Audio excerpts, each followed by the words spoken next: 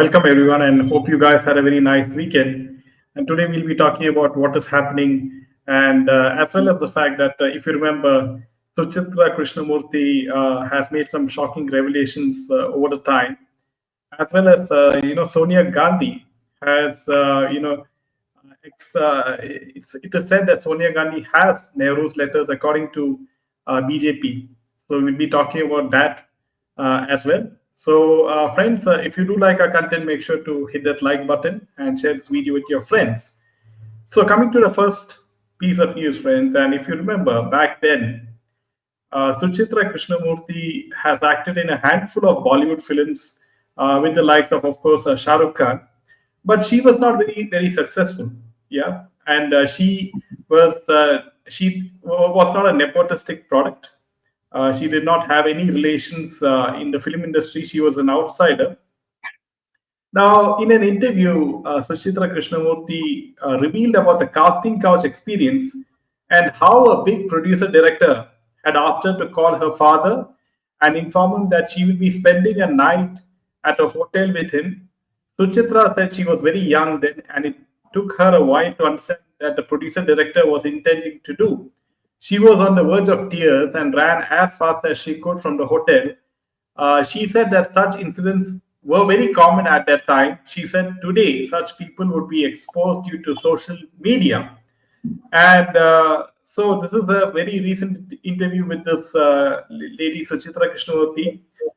She acted in a film with Shah Rukh Khan and many other people. But this is very revealing, and it is not very surprising because on Candid Media we have time and again exposed how casting couch is very prevalent then and even now, especially for outsiders. If they don't toe the line, they don't get roles, or they have to wear revealing dresses at each and every public event, which you see on Instagram and which grabs eyeballs. And that is how the outsiders are not respected. And Suchitra Krishnamurthy has, by this very interview, she has, made this even more clear as to what is really happening in the film industry. Yes. In fact, see, there are two incidents that I can say, since you said, it's started way back in the Bollywood field.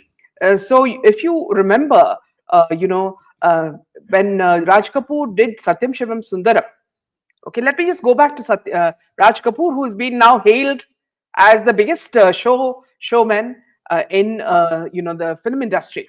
Now, a lot of the people are shutting their eyes to what he actually was on the other side. Okay, now as good as a filmmaker he was, I will not deny that, because his films, some of them are exceptional. But in the process, he did exploit a lot of women. Now, one example, let me tell you, is of Satyam Shivam Sundaram. Now, he wanted a woman with huge breasts. Okay. So now he, see, Zainab Taman was interested in the role, but somehow he was not very particular, because perhaps he could not visualize her in that role. So what she did was, she went in the same dress that she played, the character that she played in Satyam Shivam Sundaram, which is topless with a sari just draped over her. Now, don't know what happened. She asked for this thing with a meeting with Raj Kapoor, and Raj Kapoor met her. We don't know what happened after that, but she became the face of Satyam Shivam Sundaram. Now, this is what case number one. Okay, before that, there was Padmini in Mere Naam Joker. So it was the same case with Padmini in Mere Naam Joker, who plays the role of a boy who is actually a woman. So there is a scene where it rains and she is exposed, and she's seen as a woman. Now here also Padmini is she wears a sari which reveals her bosom, and that's when he looks at her. And again, you see the second woman. Okay, now if you take the third person, okay, you take Mandakini in Ram Tera Leela, Ram Tera Kya Mela Ho Gaya, Ram Tera, I am not getting the full name, Ram Tera, if you can just get that name, Jaydev. And in that, Mandakini, is again, she's under a waterfall, and she's also dressed in this way, which means basically it is, movies show a woman's bosom to attract audiences. Now, if you want, the same story can be conducted in a decent way without having to make the heroine expose herself. But that wasn't the intention, wasn't it? The intention was to make, eyeballs roll. So it started right from Raj Kapoor and people before that. And it is the same person who's being lauded now, for being one of the best, showmen in the film industry. Yes, movies may be good, but what did the man do to women? Didn't he exploit them, or rather, exploit them? Which is the same that Ekta Kapoor and Raj Kundra are doing today. So, what is the difference? We don't see any difference. So, what Jaydev said is so true. In the case of Suchitra, it is the same thing. Couch casting has been happening for years. So, they have forgotten. They don't have any fear. There are no rules that protect women or even young men from such lecherous people.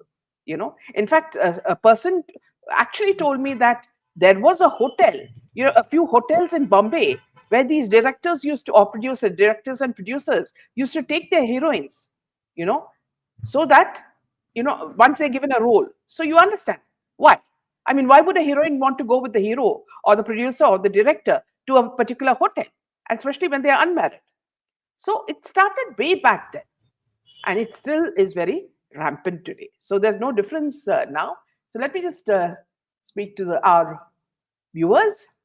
Welcome, Pratap, and welcome, Sharmila. Always nice to see you. And now I'd like to move to another topic, which has been the main reason why I would say that, welcome, KK. We lose many, Welcome. yes, actors. Yeah, good actors who don't compromise. Yes, absolutely. Very well said. So now I move to another topic, which of course was, became very much the focus during the Kapoor family's meeting with Prime Minister. Okay, so what is the reason for Ranbir Kapoor to take the helm and to go and meet Raj Kapoor? I mean Modi, with regards to Raj Kapoor's 100th year celebration.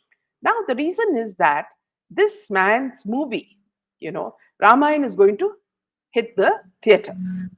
And he wants to make sure that he gets attention. This is the same tactics that Ekta Kapoor used. Nothing different, right? So it's Sabarmati Express. Now it is going to be, I don't know what he is named Ramayana now, and in which he and that woman, that Sai Pallavi, comes as Sita. That's going to happen. Now, everybody wants to take our history, trample all over it, trample all over our characters, tell us that this is how they looked. Well, let me tell you, our visualization of Lord Rama never looked like Ranbir Kapoor, nor did Sita look like Sai Pallavi. Now, yet another person who's trampling on these toes is none other than Amir Khan, the midget. Okay, so we are talking about, let's just get him on the screen, Jade.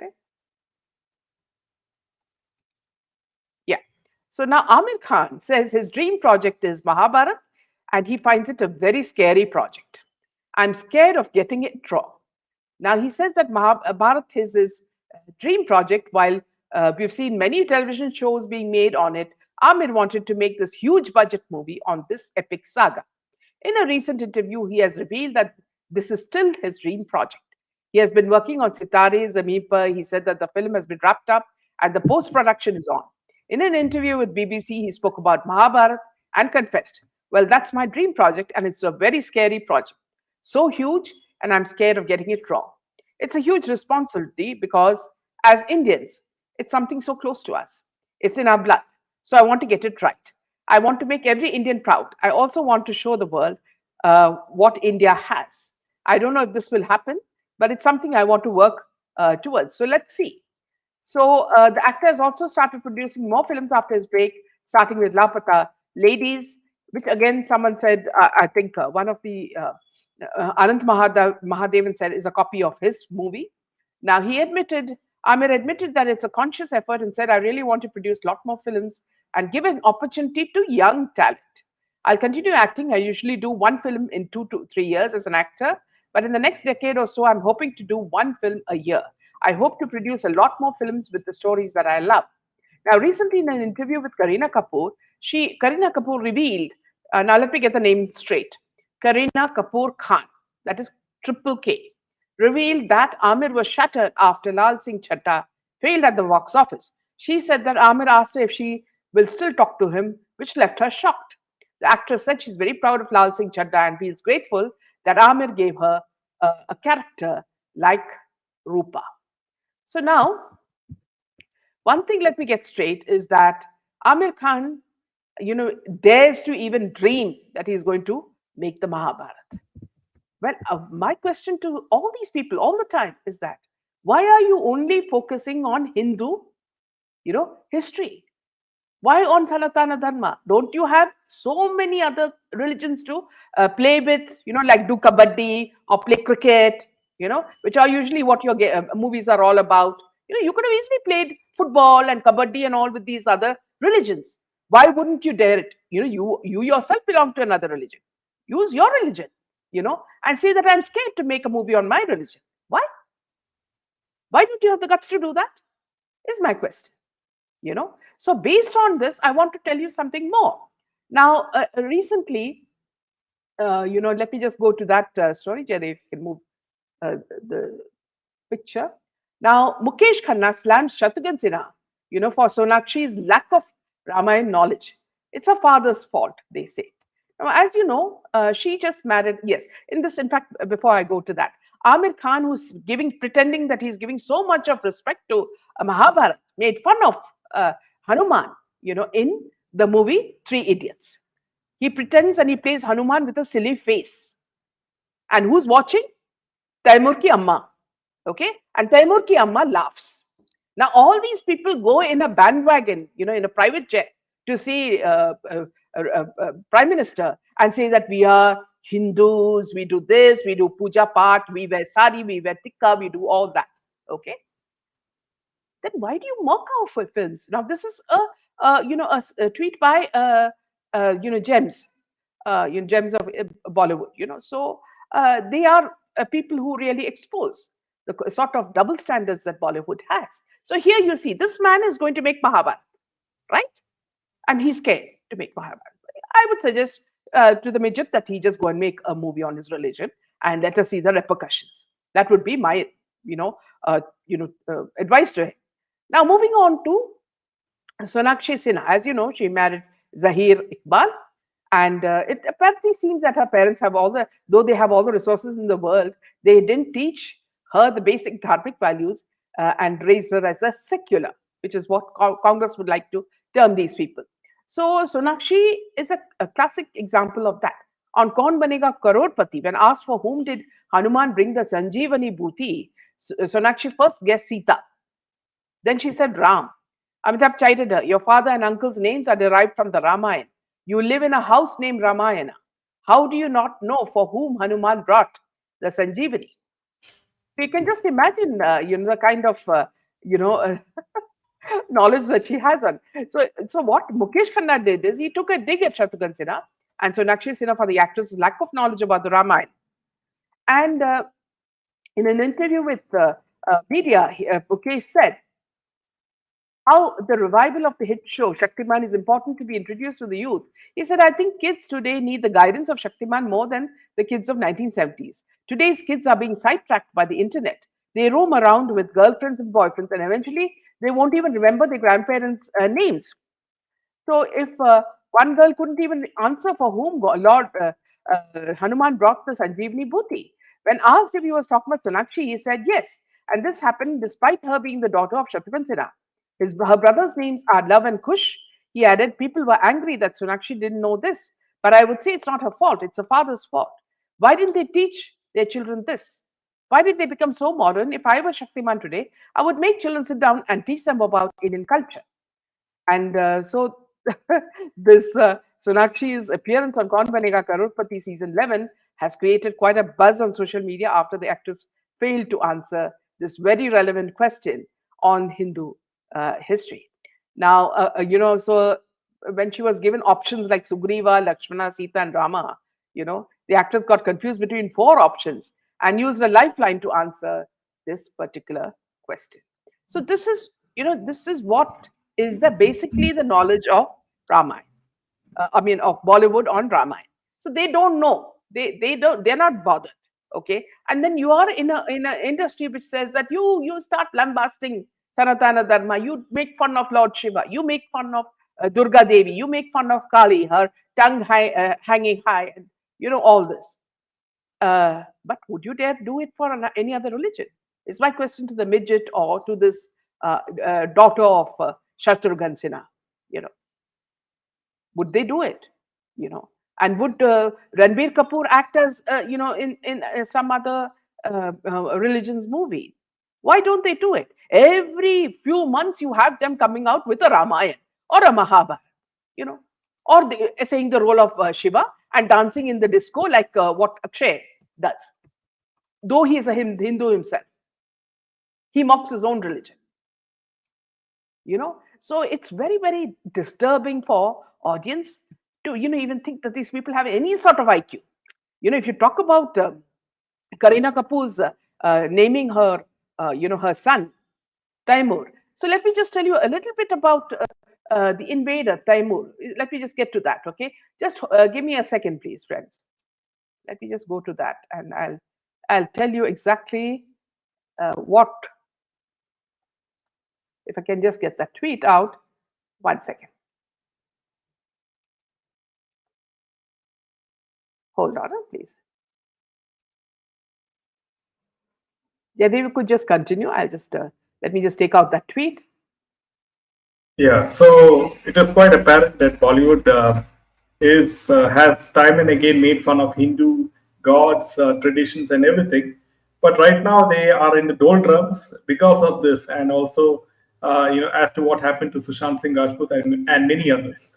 So now, Yeah, so I'm just giving you the picture, Jaidev. If you can just show it to the audience, I'll just give it to you. Yeah, so let me just talk about this tweet by Vivek Ranjan Agnihotri. In fact, no other course remained but that. If you could show the picture, Jaidev, of Taimur, the invader. Yeah. Yeah. So what Vivek says is, in fact, no other course remained but that of making them all 100,000 Hindus food for the sword. They, meaning Taimur's army, set fire to the houses and reduced them to ashes, and they razed the buildings and the fort to the ground. All these infidels, Hindus, were slain. Their women and children and their property and goods became the spoils of the victors. I proclaim that every man who had infidel Hindu prisoners should put them to death. Whoever neglected to do so should himself be executed and his property given to the informer. With this order, the Ghazis of Islam drew their swords and put their prisoners to death. Taimur. From the autobiography of Taimur, Tuzuki Tumari for Memoirs or Memoirs of Taimur. The special excerpt describes his massacre of Hindu captives during the invasion. Okay, so now my question is, so Saif Ali Khan and Kareena Kapoor, both of you went to Modi ji and fell at Modi ji's feet with tikka and Indian clothes, all, perfect to, without even a wrinkle, only a short while ago. But you named your offsprings after this cruel looter, murderer, rapist, trafficker who destroyed India. So which side do you belong is my question. You name your children after these looters, these murderers, these rapists, and then you say, "Mujhe to main Sanatana Dharma itna pasand hai mujhe Narendra Modi. I just want to shake his hand. I want to be in his presence." When everybody knows that Narendra Modi ji is promoting Sanatana Dharma in Bharat. He is the very reason why Hindus have got a better position than they had when Congress was in power. Right? So then why would they go to him? Of course they go to him. Why? Because Fadnavis has come back to power.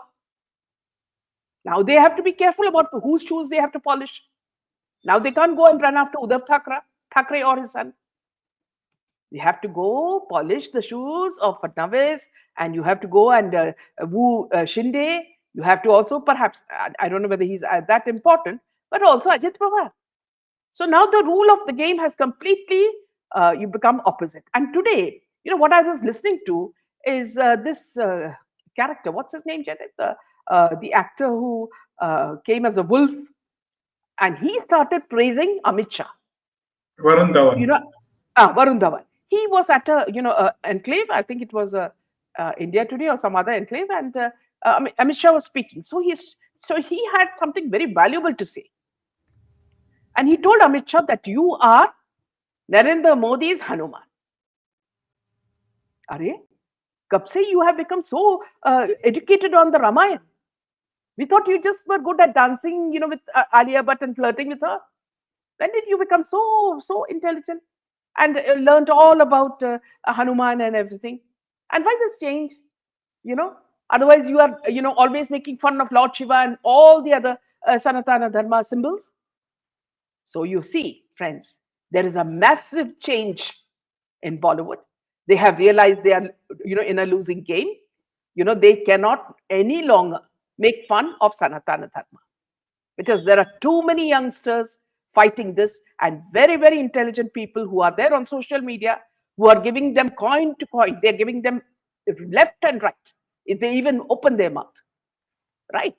So that's why they go to the leader and say that, see, arey hamara agar film nahi chalega, so this is our last resort. Let us go to the government and tell the Prime Minister, please do it at least in your theater. It may not run in the other theaters, but please in your theater.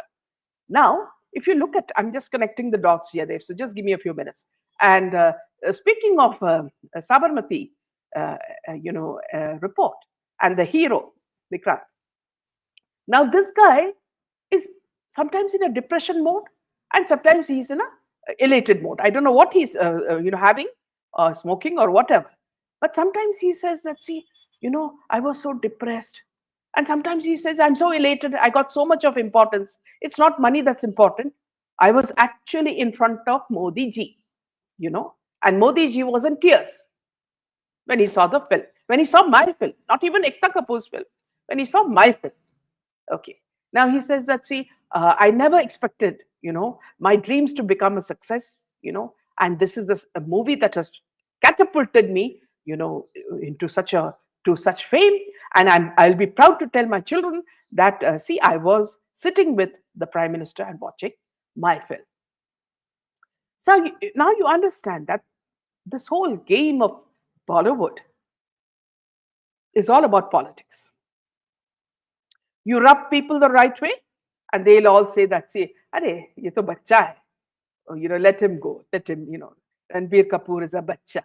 Let us give him some importance, or Varun Dhawan is a bachcha.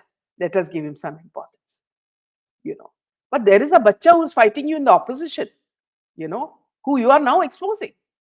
Why don't you expose these other bachchas also? Is my question to BJP. Okay, so now back to what we said, coming back to all this, the ignorance about Mahabharata and the what you call the passionate urge to make different versions of Mahabharata and Ramayana. To these people, I would say, please turn right, look towards your religion, make some movies on Jesus Christ and whatever you want, okay, and leave our religion alone. First of all, you are a midget. You can't even come near Lord Rama or even Arjun or Bhima. Okay. So why do you even dream? Let me tell you, your dream will never be fulfilled. Whether you speak to BBC, again, which is a biased channel, you can speak to anybody about it.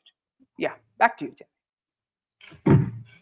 Yeah, so friends, coming to the Congress party, and very interestingly, you can see in this photo that Priyanka Gandhi has, she has a bag with the Palestine on it, right? The state of Palestine during the winter session of Parliament. And this is quite hilarious that she is, wearing this for the support of the Palestinian people.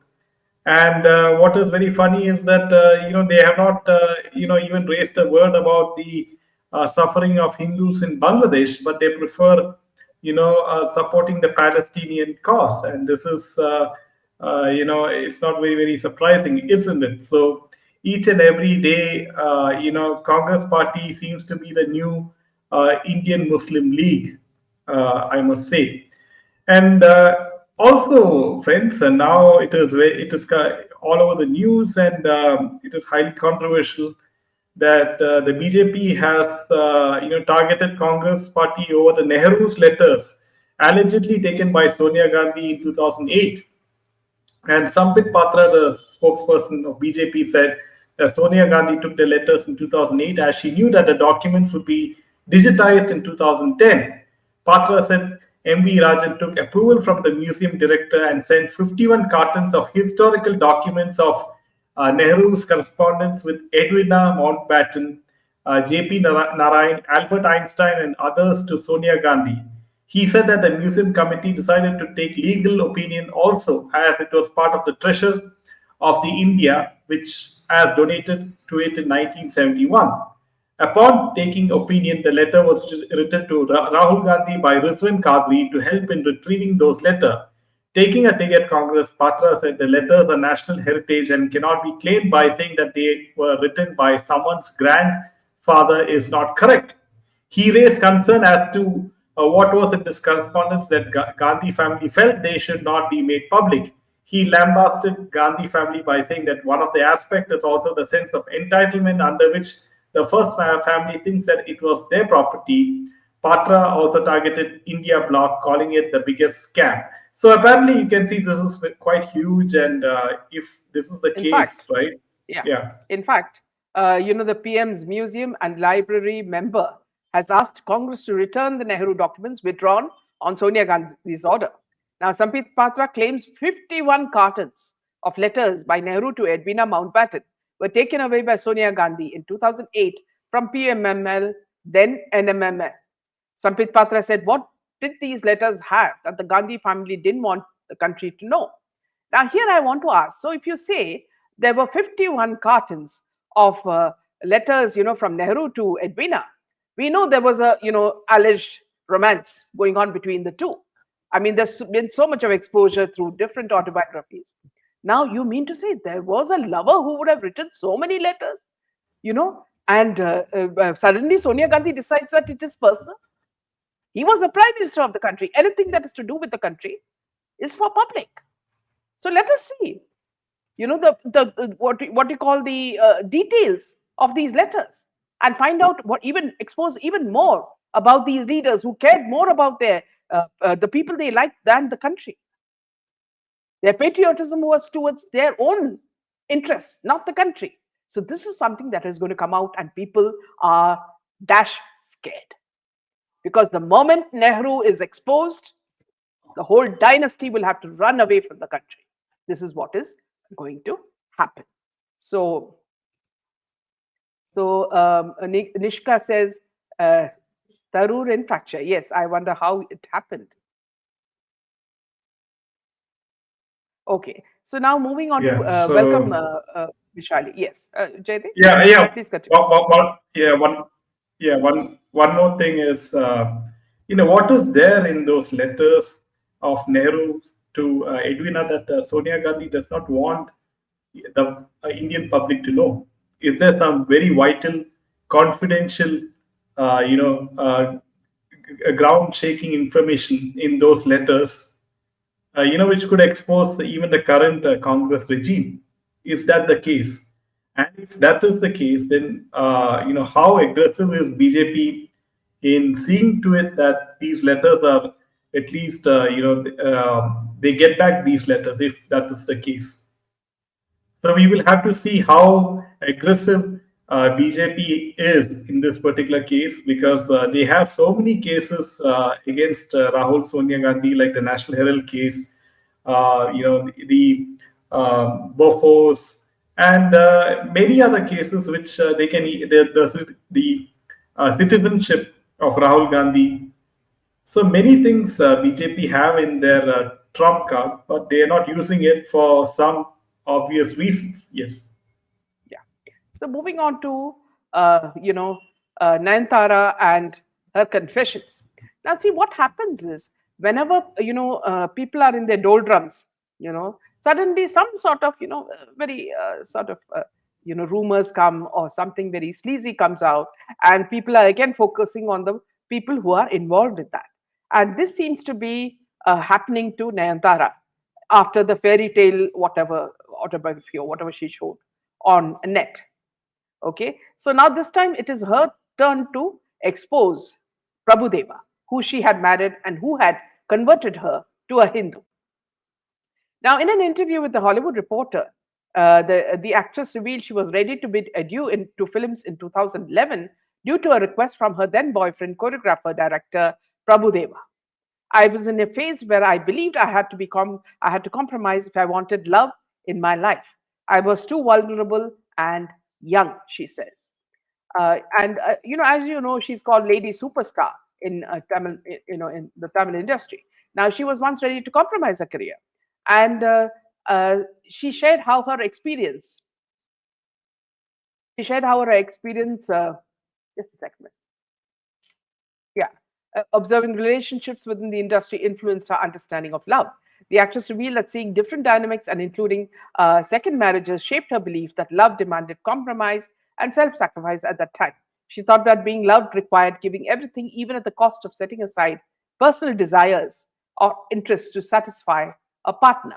The girl in me genuinely thought that if you needed love in your life, you needed to compromise somewhere. You need to give it your all. If your partner doesn't like you doing something, you should just sacrifice. That was my understanding of love at that point in time. She reminisced. Now, here, friends, I'd like to say that, see, what she says is perfectly right. It's all a very subjective, a point. But, when a person, moves from so many partners, one partner to the other, I'm sure, she would have learned a lot in that experience. And she should know that the very reason that why a lot of the relationships break is because both the parties do not sort of make any sacrifices, right? A marriage is all about sacrifice, isn't it?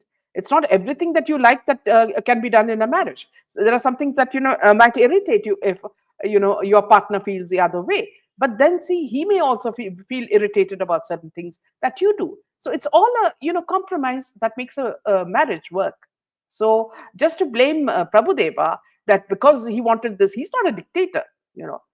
He just put his point across. I'm sure. It was up to you to say that no, you don't want to. And you could have stood your stand, but you didn't. Now you're painting him out as a very ugly, evil man, just like the other character that you exposed recently. We are talking about Rajnikant's son-in-law. I keep forgetting his name, Jaydev. Dhanush. Dhanush, yes. So she also painted Dhanush as a very, very evil man, who's been playing, politics with her. So, and again, now she's speaking about Prabhudeva. So, I mean, Dhanush is someone, I mean, most people do have a lot of negative thoughts about him. But seriously, about Prabhudeva, I feel, she's just going overboard because Prabhudeva, is an artist.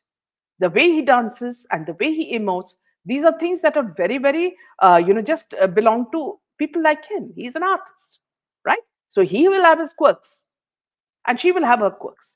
It's all about living together and finding your own space. So let's take Vishali says it was proven romance, Meenaji. Nehru was a traitor. When we were growing, so many lies were fed in our lives. Rahul and Sonia's Shani period going on. Yes, absolutely. Well said, Vishali, what you said is perfectly true. And there are a lot of people who have written autobiographies about Indira Gandhi and Nehru. So there are a lot of dirty details also in those autobiographies. We all know the story. It's nothing new. But now that it has been exposed, the dynasty has started shivering. So this is something that you can see today when she was in the house.